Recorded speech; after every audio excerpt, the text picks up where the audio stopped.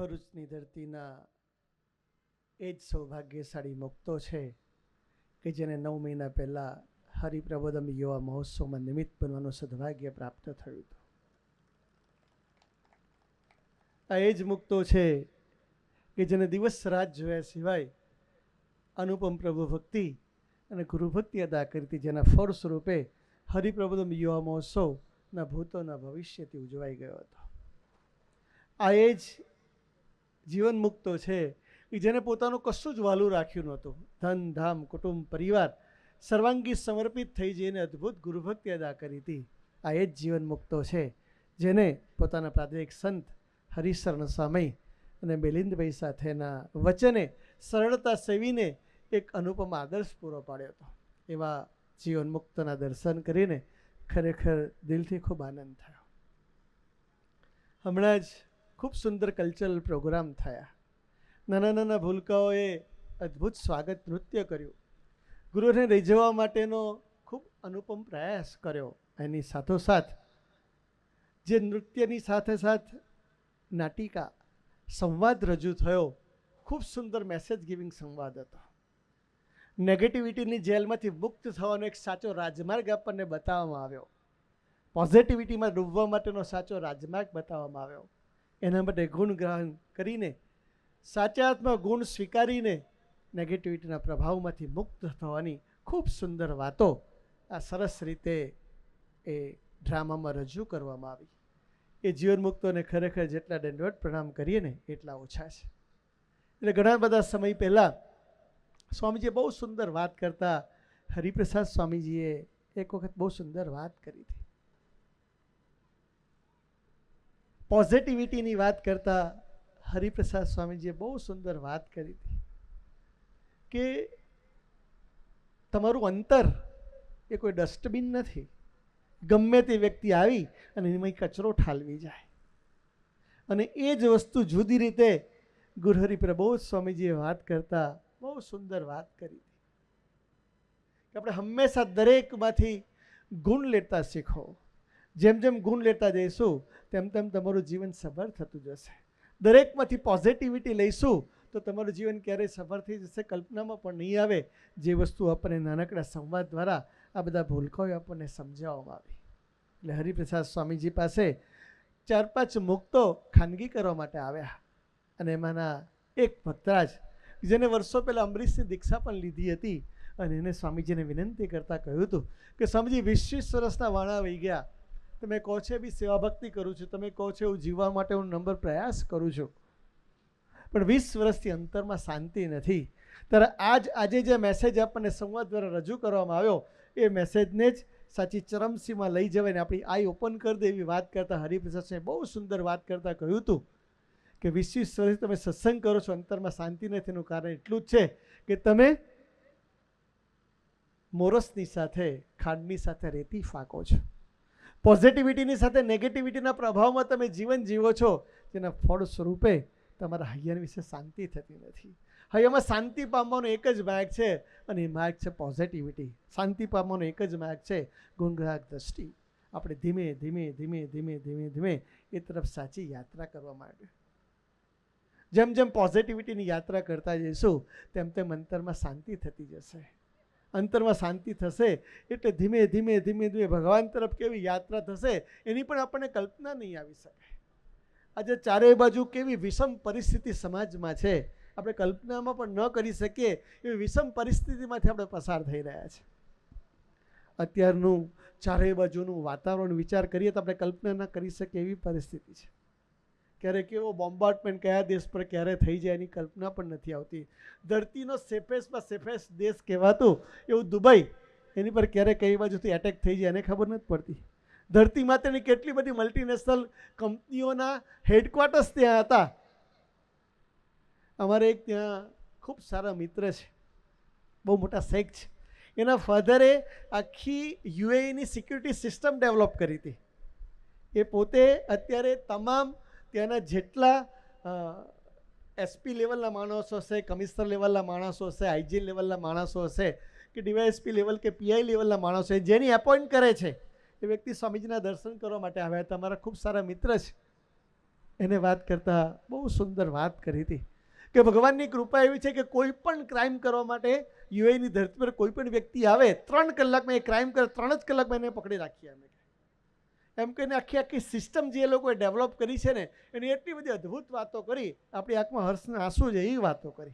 આજે એ જ યુએની પરિસ્થિતિ કેવી છે એ કલ્પના થઈ શકે એવી નથી. એમ ધરતીનું શ્રેષ્ઠ કન્ટ્રી કહેવાતું આજે એવું કહી શકે ને એવી પરિસ્થિતિમાંથી પસાર થઈ રહ્યું છે.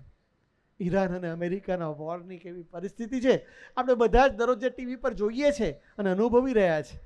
એમાંથી નિશ્ચિંતતામાંથી આપણને લઈ જશે કોણ? એવા નિર્ભયતામાંથી આપણને લઈ જશે કોણ? એ લઈ જવા માટે ભગવાનના પવિત્ર સંત આપણા જીવનમાં બહુ અનિવાર્ય વસ્તુ છે. ચારેય બાજુ અનેક પ્રકારની વિષમ પરિસ્થિતિમાંથી પસાર થઈ રહ્યા છે અને પરિસ્થિતિમાંથી આપણને નિર્ભયતા નિશ્ચિંતામાંથી પસાર લઈ જશે કોણ? એ પરિસ્થિતિમાં નાનકડા દુબઈના 2 દીકરાઓની નાનકડી વાત કરું. નાનકડા દીકરાઓ છે આપણે અહીંયા આગળ મિલિંદભાઈ છે, સ્મિતલભાઈ છે, એટલી નાની ઉંમરના દીકરાઓ છે, બહુ સુંદર કાર્યકર્તાઓ છે. ત્યાં આગળ લગભગ 250-200 દીકરાઓની અત્યારે પણ દુબઈની ધરતી પર રેગ્યુલર શારજાને દુબઈની ધરતી પર એ સભા કરે છે.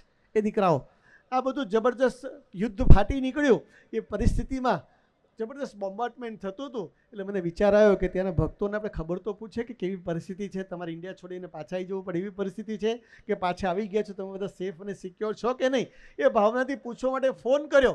2 દીકરાઓ 2 મુખ્ય કાર્યકર્તાઓ સાથે વાત થઈ. આશીષ નામનો એક મુંબઈનો દીકરો એ પોતે દુબઈથી અબુધાબીના રોડ પર પસાર થતો ત્યાં ફોન કર્યો મેં કહું આશીષ કેવી પરિસ્થિતિ છે બેટા અત્યારે?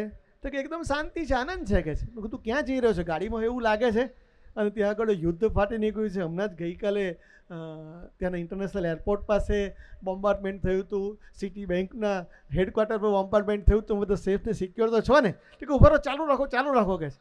એને ગ્લાસનો કાચ છોડો, એને વિડીયો ફોન ચાલુ કરાવડે મારી પાસે અને દૂરથી બોમ્બાર્ડમેન્ટ થતું હતું ને બોમ્બ પડતા હતા અને ગોળા નીકળતા હતા એ બધું મને બતાવ્યું. એટલે મેં કહું કઈ પરિસ્થિતિ તું ક્યાં જાય છે? તો કે ડિલિવરી કરવા માટે મારે અબુધાબી જવાનું છે. મેં કહું તું આ પરિસ્થિતિમાં દૂરથી મને આ વિડીયો બતાવે છે અને તને બીક નથી લાગતી? તો કે ના મને બીક નથી લાગતી. કેમ? તો મને સ્વામિનારાયણ મહામંત્ર મળ્યો છે, મને હરિપ્રસાદ સ્વામી પ્રબોધ સ્વામીની ગોદ મળી છે ને એટલે હું નિર્ભયતાનો નિશ્ચિંત છું. આ મારી જાતે અનુભવેલી આંખે વિડીયોમાં જોયેલી વાત કરું છું. આવી પરિસ્થિતિ જીવન જીવાડશે કોણ? તે ભગવાનના પવિત્ર સંત જોઈશે. બીજા દીકરાને મેં ફોન કર્યો, સંતોષભાઈ કરીને નડિયાદનો એ દીકરો છે એને મેં ફોન કર્યો, ક્યાં છે? તો કહું ફ્રેન્કફર્ટ એરપોર્ટ પર છું ગુરુ. કે શું થયું?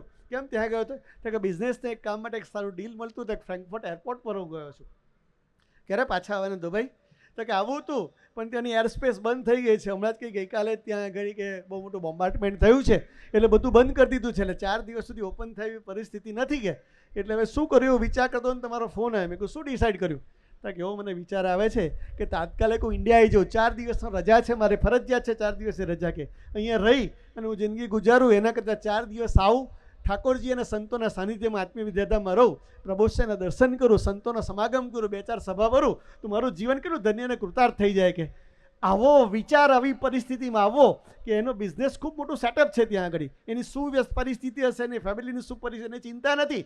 4 દિવસનો સમય મળે છે ને તો સ્પેશિયલ ટિકિટ ખર્ચી અને 4 દિવસ સંત સમાગમ કરવા આવવાનો વિચાર આવો ને એ ભગવાનની બહુ મોટી કૃપા હોય ને તો આવો વિચાર આવે. આવા કૃપાપાત્ર ચૈત્યોની સાથે રહીને આપણને જીવન જીવવાનું સદભાગ્ય પ્રાપ્ત થયું છે ને તો દરરોજ જે આવા પોઝિટિવિટીના વિચારમાં આપણે રહેવું જોઈએ, દરરોજ આવી ગુણગાયક દ્રષ્ટિ આપણે કેળવવી જોઈએ કે આવી પરિસ્થિતિમાં આવા સંતોના સમાગમે કરીને જે પ્રબોધ સ્વામીજી આપણા સૌની વચ્ચે અત્યારે બિરાજમાન છે, જેનો આપણે બહુ મોટો હરિપ્રબોધનો યુવા મોહ સૂજ્યો હતો અને આપણે બહુ સુંદર રીતે એનું આગમન જોયું હતું, અદ્ભુત આશીર્વાદ પ્રાપ્ત કર્યા હતા. એ સંત દેખાય છે ખૂબ સહજ છે, ખૂબ સરળ છે, ખૂબ વિવરણવાળો છે, ખૂબ આત્મીય છે, ખૂબ દાસત્વથી સહર છે, પણ એમની પ્રાર્થનામાં તાકાત એટલી બધી છે ને કે જે પ્રાર્થના એક વખત કરે એટલે એનું જીવન સર્વાંગી સાનુકૂળતામાં પ્રવર્તિત થઈ જાય. ભગવાન સ્વામીએ કહ્યું છે ને કે મારા જનને અંત ગાળે જરૂર તેડવા મારે આવું, બિરુદ મારું એ ન બદલે સર્વે જણને જણાવું. એ આ સંતની પ્રાર્થનામાં કેવી તાકાત છે. આસોદર ગામના એક અરવિંદભાઈ કરીને એક વતરાજ છે, વર્ષો જૂના આપણા સત્સંગી છે, એમની ઉંમર ઘણી બધી થઈ હશે, 80+ ઉંમર થઈ હશે, ખૂબ સિંગલ શરીર, 45-50 વર્ષનું શરીર, અને એના ગ્રાન્ડસન સ્વામીજીના સત્સંગમાં એનો આખો પરિવાર સત્સંગમાં ગુરુહરિના દર્શન કરવા માટે આવ્યો કે દાદાની પરિસ્થિતિ આવી સારી નથી. તો કે હા મને ખ્યાલ છે દાદાની પરિસ્થિતિ, હું લાસ્ટ ટાઈમ મળ્યો ત્યારે કહ્યું હતું કે હવે ખેતર જવાનું બંધ કરો, સ્કૂટર ચલાવવાનું બંધ કરો, ઘરે બેસીને શાંતિથી અભ્યાસ કરજો. કે હું તમને એ જ પ્રાર્થના કર્યો છું કે તમે સ્કૂટર ચલાવવાની ના પાડી હતી, બહારને ખેતર જવાની ના પાડી હતી, અને તમારા ગયા પછી 4 દિવસ પછી શું વિચાર આવ્યો અને કે લાઈને હું ફરી આવું ખેતર જઈ આવું, રસ્તામાં જોરદાર એક્સિડન્ટ થયો. મોટા પુરુષને દેખાતું હતું એટલે અગમચેતીથી એમને આગળથી કહી દીધું હતું, પણ વ્યક્તિ ન માને એટલે દુઃખી થાય એવી પરિસ્થિતિ નિર્માણ થઈ.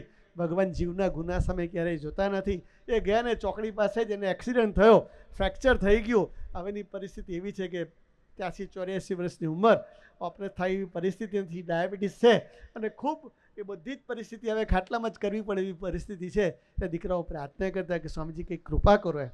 કે સ્વામીજીએ કે એને ખૂબ મોટી સેવા કરી છે. પરિવારે, સમગ્ર પરિવારે સેવા ક્યારેય ભૂલાય ના. જ્યારે અમારું કોઈ નહોતું ને ત્યારે આસ્વાદન મંડળ અને આપણા પરિવારના ભક્તોએ અમારી ખૂબ સેવા કરી છે. એટલે ભગવાનને પ્રાર્થના કરીએ, ચાલો જલ્દી કે જલ્દી એ આત્માને ભગવાન પોતાની ગોદમાં બેસાડી દે. પણ બેટા તું ઘરે જઈ અને દાદાને એવું કાનમાં કહેજે કે એક જ પ્રાર્થના કરે, હરિપ્રસાદ સ્વામીને સંભાળીને એક પ્રાર્થના કરે કે સ્વામી દાદા મને જલ્દી તમારી ગોદમાં સમાઈ દો. એમ કે બધા પરિવારના સભ્યો 20 મિનિટ પ્રાર્થના કરજો, ભગવાન બહુ જલ્દી ગોદમાં બેસાડી દેશે. ને એક્ઝેક્ટ બીજા દિવસે બપોરે 4 વાગે ઠાકોરજીને સંતો દર્શન આપીને ભગવાનના ધામમાં તેડી ગયા. એવા આ સાધુ છે. હાથ્યું 47 જેવી વાત નથી આ, જેની પ્રાર્થના ભગવાન નિરંતર સાંભળે ને એવા વ્યક્તિત્વ છે. વર્ષો પહેલાં હરિપ્રસાદ સ્વામીની નાનકડી વાત યાદ આવે છે કે દક્ષિણ ભારતના વિચરણમાં જતાં આપણે એક સદભાવ વડે જૂના ભક્તરાજ એ ઊટી પાસે ત્યાં રહેતા હતા. ત્યાં આગળ સંતોને લઈને સ્વામીજી વિચરણમાં પધાર્યા. જોગાનુજોગ એના બીજા દિવસે જલજીની એકાદશીનો સમય હતો. એ જલજીની એકાદશીનો સમય હતો એટલે જ્યારે પણ એવી પરિસ્થિતિ હોય એટલે સ્વામીએ ત્યાંના ભક્તરાજને પૂછ્યું કે નજીકમાં કોઈક સરોવર જેવું છે, તળાવ જેવું છે? તો કે હા સ્વામી છે ને, આપણને ત્યાં બહુ મોટી સાનુકૂળતા છે. નર્મદા નદીનો કેટલો અદ્ભુત તટ છે કે જેના દર્શને જ આપણે પાવન થઈ જઈએ એવી આ નર્મદાની પુણ્યશાળી ધરતી પર આપણને રહેવાનું પ્રાપ્ત મળ્યું છે. ત્યાં ઊટીની ધરતી પર એક નાનકડું સરોવર હતું અને એ સરોવરમાં સ્વામીજીએ કહ્યું કે આપણે એક્ઝેક્ટ સાંજે 5 વાગે, કેટલા વાગે જઈએ સાંજે? તો કે 5 વાગે પહેલાં બંધ થઈ જાય ત્યારે પહેલાં આપણે અંદર એન્ટર થઈ જવું પડે સ્વામી. એટલે 5 વાગે ચોક્કસ જઈએ, 2-3 બોટ લઈ લઈશું અને ઠાકોરજીને જળ વિહાર કરાવીએ એ ભાવનાથી સ્વામીજીએ બપોરે વાત કરી અને ખૂબ મોડા સુધી ખાનગી ચાલી. સ્વામીજી મોડા આરામમાં ગયા એટલે આરામમાંથી થોડાક નીકળવામાં મોડું થઈ ગયું અને ત્યાં પહોંચ્યા 6 વાગ્યાનો સમય થઈ ગયો હતો. સાંજના 6 વાગી ગયા હતા એટલે બધું જ નૌકા વિહાર 5 વાગે બંધ થઈ જાય એટલે બધાએ ના પાડી, મેનેજરે ના પાડી કે હવે સ્વામીજી નૌકા વિહાર નહીં થઈ શકે. લોકલના બધા જ વ્યક્તિઓએ 2-3 વાર રિક્વેસ્ટ કરી એટલે ના પડી. એમ કહીને મેનેજર ત્યાંથી નીકળી ગયો. એના પછીનો આસિસ્ટન્ટ જે કંઈ ક્લાર્ક એવો કોઈ વ્યક્તિ હશે એને ભાવના જાગી એટલે બોલાયા કે શું થયું, તમે કેમ 2 વાર મળવા આવ્યા હતા? સાહેબે શું ના પાડી? તો કે આ જલજીની એકાદશીનો સમયો છે, ગુજરાતથી અમારા ગુરુજી આવ્યા છે, નાના ઠાકોરજી લાલજીને લઈને આવ્યા છે. એટલે આપણે જિંદગીનું બહુ મોટું ભાગ્ય છે કે આ સરોવરમાં ઠાકોરજીને સ્નાન કરશે, સ્વામીજી જળ વિહાર કરશે. પણ શેઠ ના પાડે, તમારા મેનેજર ના પાડે કે ચિંતા ના કરશો, 5 મિનિટ પછી તમને બોટની વ્યવસ્થા કરી દઉં છે. અને એક બોટની વ્યવસ્થા કરી દીધી. પેલા ભાઈ રાજી થઈને સ્વામીજી પાસે આવ્યા. સ્વામીજીને વાત કરી, સ્વામીજી એક બોટની વ્યવસ્થા થઈ ગઈ છે, આપ સંતોને લઈને પધારો. હરિભક્તો પણ સાથે હતા. સ્વામી કે એક નહીં 2 બોટ જોઈએ તો જ જવું છે, બાકી આપણે નથી જવું. સ્વામી કે માંડ મળી છે કે ભગવાનને સંભાળીને તમે જાઓ તો ખરા. એટલે ફરી પાછા ગયા. એ જે ક્લાર્ક હતા એને વિનંતી કરી કે સ્વામીજીની ઈચ્છા 2 બોટની છે કારણ કે ભક્તો પણ સાથે આવ્યા છે તો બંને બોટ લઈને જઈએ એવી સ્વામીજીની ઈચ્છા છે. તો કે તમે ચિંતા ના કરશો, વ્યવસ્થા કરી દઉં છું. એટલે 2 બોટની વ્યવસ્થા કરી દી. ઠાકોરજીને લઈને બહુ સુંદર રીતે જળ ચડાયું, ઠાકોરજીને સ્નાન કરાયું. સ્વામીજી બધા સંતો મુક્તના માથે પાણી ચડાવીને આશીર્વાદ આપ્યા. પાછા નીકળતી વખતે એ ભાઈના દર્શન કરાવ્યા. જ્યાં લોકલ જે ઊટીના જે આપણા હોસ્ટ હતા એને દર્શન કરાવ્યા. સ્વામીજી કે મફતમાં અક્ષરધામમાં એને બક્ષિસમાં આપી દેવું પડશે. એને અભૂતપૂર્વ કામ કર્યું. શું સાધન કર્યું વ્યક્તિએ? શું સાધન કર્યું? એને તો રૂટીનમાં 1 કલાકના સમય લેટ કરતો હતો, એમાંથી એને પરમિશન આપી અને 2 બોટે ભાડું લઈને આપી હતી. અને વિશેષ કોઈ મોટું કામ નહોતું કર્યું, મફત નહોતી આપી એમ, પણ એટલું કામ કર્યું હતું. પણ ટાઈમે ઠાકોરજીને જળ જીરાવવા માટે વ્યવસ્થા કરી આપી હતી. મોટા પુરુષની અનુવૃત્તિની ભક્તિમાં ભળ્યા હતા તો મોટા પુરુષે એને પોતાના સંકલ્પે અક્ષરધામ બક્ષિસમાં આપી દીધું. આવા પુરુષ છે, ભૂલે ચૂકે જાણે અજાણે એની પ્રાણપ્યારી યુવા પ્રવૃત્તિની સેવા ભક્તિમાં, એની પ્રાણપ્યારી અમરીશ પરિવારની સેવા ભક્તિમાં, એને પ્રાણપ્યારી અઠવાડિક સભાની સેવા ભક્તિમાં થોડું ઘણું જો આપણે નિમિત્ત બની જઈશું ને તો મોટા પુરુષની ક્યારે દ્રષ્ટિ પડી જશે અને ક્યારે આપણું જીવન બની જશે એની પણ આપણને કલ્પના નહીં આવે. એવા પુરુષો છે. વર્ષો પહેલાં બીજી એક નાનકડી વાત મને યાદ આવે છે કે આ પુરુષોનું જીવન કેવું છે, એ વિચરણ શાના માટે કરે છે.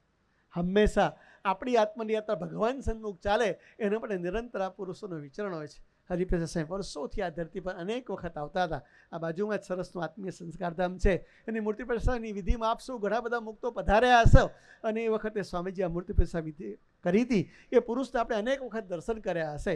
એ વર્ષો પહેલાં અમેરિકાની ધરતી પર પધાર્યા હતા અને ત્યાં એમને નાકની સર્જરી કરાવવાની થઈ.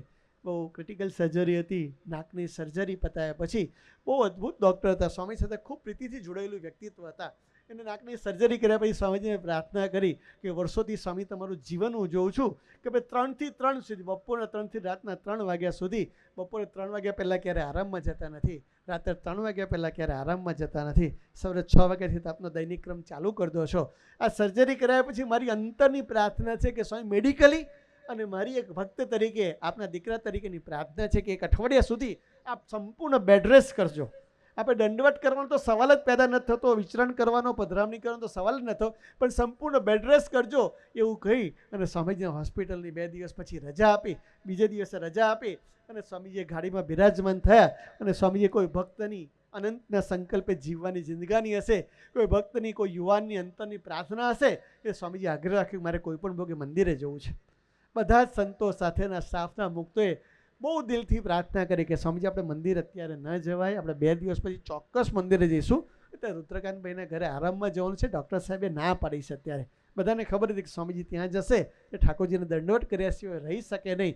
બધાએ બહુ વિનંતી કરી સ્વામી કે મારે જવું જ છે, ફરજિયાત ગાડી લઈ લો. ગાડી મંદિરે આવી. મંદિરે જેવા ઠાકોરજી પાસે આવ્યા એટલે એ પુરુષને અખંડ ધારણ કરેલા છે ઠાકોરજીને, છતાં પણ એ ઠાકોરજી વગર રહી શકતા નથી. હંમેશા એવું માનીને તારે લઈને હોની ભાવનાથી હંમેશા એ જીવતું વ્યક્તિત્વ. એટલે એમને કહ્યું મારે ઠાકોરજીને લઈને તો હું શ્વાસ લઉં છું, મારે દંડવત કરવા જ પડે. બધા બહુ પ્રાર્થના કરી.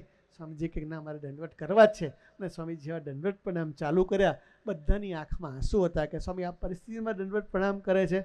એક સંત હતા જેને સ્વામીજીની બાજુમાં બેસીને સ્વામીજીને ટેકો આપવા માટે બેઠા હતા. એને જોયું તો સ્વામીજીની ગોદડી ઉપર જે દંડવતની રજાઈ હતી એની પર લોહીના 2-3 ટીપા જોયા ને એને મૂર્છિત થઈ ગયા. એનાથી સ્વામીજીનો ભેડો જોઈ ન શકાયો એવી પરિસ્થિતિ નિર્માણ થઈ ગઈ. આવા ભેડાની વચ્ચે સ્વામીજી દંડવત પ્રણામ કરી અને બધાની બહુ પ્રાર્થના સાંભળ્યા પછી 3 દંડવત પ્રણામ કરી અને સ્વામીજી ઉતારે પધારતા હતા. રસ્તામાં એક દીકરો એ દરવાજા પાસે ઊભો હતો.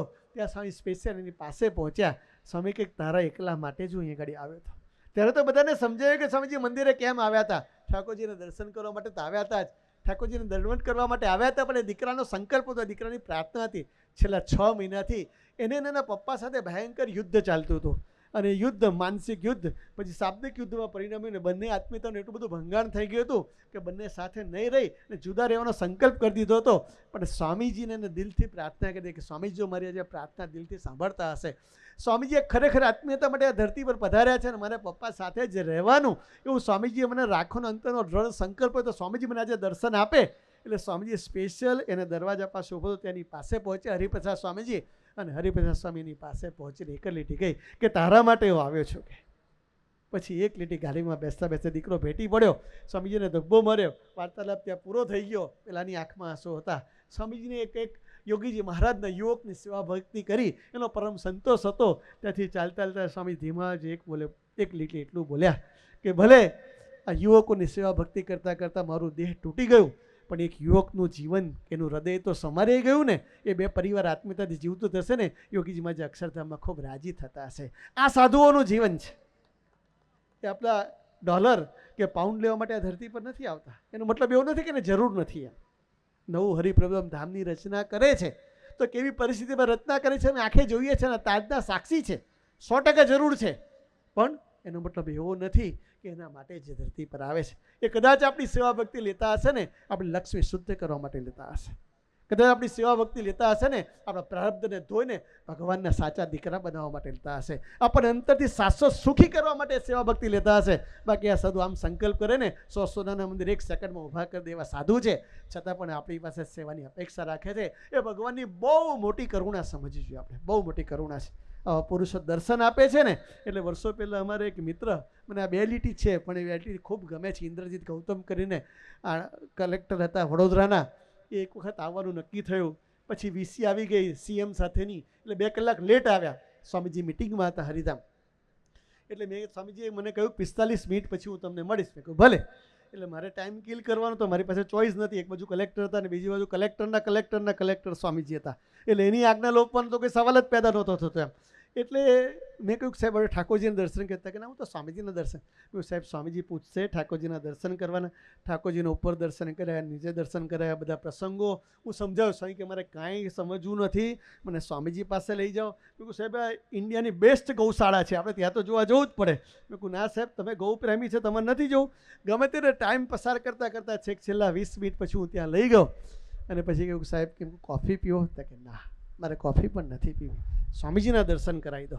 એટલે મને હિંમત કરીને ધીમે રહીને હું દરવાજો ખોલવા ગયો. સ્વામી કે 20 મિનિટ, એટલે કશું બોલતા પહેલાં સીધું દરવાજો ખોલે. સ્વામી કે 20 મિનિટ, એટલે દરવાજો બંધ કરી દીધો. મેં કહું હવે સાહેબ હવે 100% હવે નીકળી જશે પાછા.